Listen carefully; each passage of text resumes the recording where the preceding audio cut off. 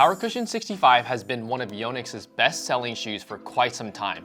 But do you know the difference between the Z model versus the X model?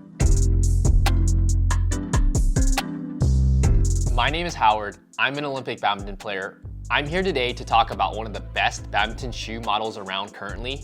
These here are the third generation Yonex Power Cushion 65Z and 65X.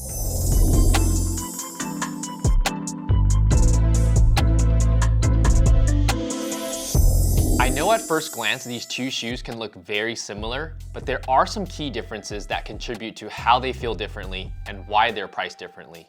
The first major difference is the outsole. The Z3s have the newer radial blade patterned outsole, while the X3s have the older hexagrip outsole.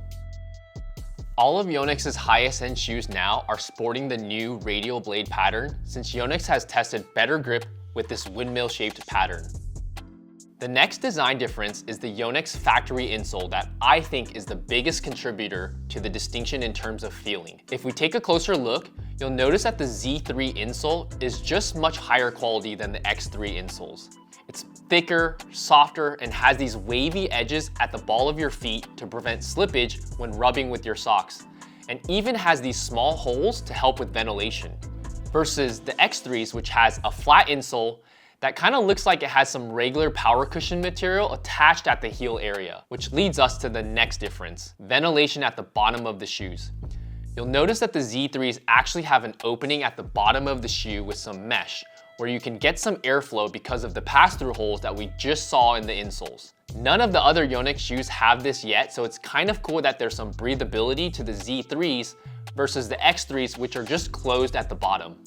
Now focusing on the midsoles of the shoes. The Z3s have the Power Cushion Plus and Feather Bounce foam technology throughout, which you can actually see through this little clear area at the bottom. It's this yellow stuff right here. And it also has the graphite plate, which we can also see at the bottom of the shoe. On the other hand, the X3s are lacking all of this technology in its basic midsole section. Another interior difference is that the Z3s have these white elastic bands that are attached to the tongue of the shoes, versus the X3s, which is non-attached. I tie my shoes pretty tight so the tongue usually doesn't slip around, but if this sometimes is an issue for you, then having the attached tongue on the Z3s is a really nice feature.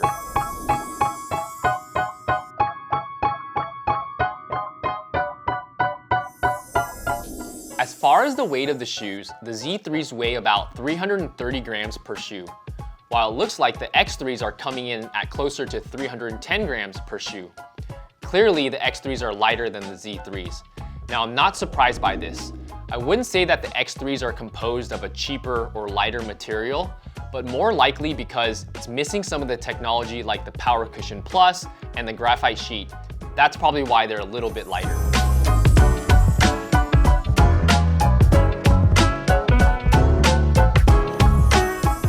As we saw earlier, the factory insoles is the main reason why they feel different. The premium Z3 insole is not only thicker and softer, but you can actually feel the curved arch support.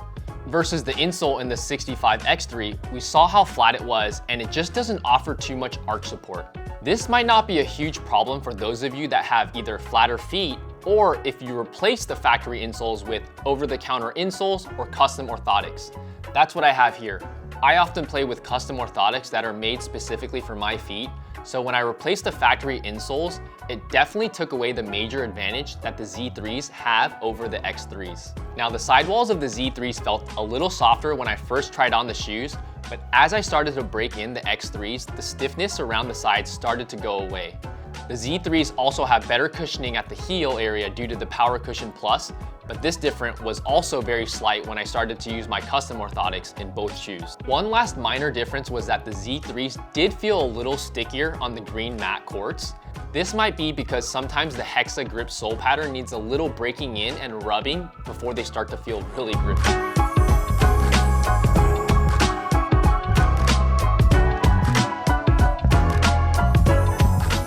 The suggested retail price on the X3s are about $110 US, while the Z3s are closer to about $150 US.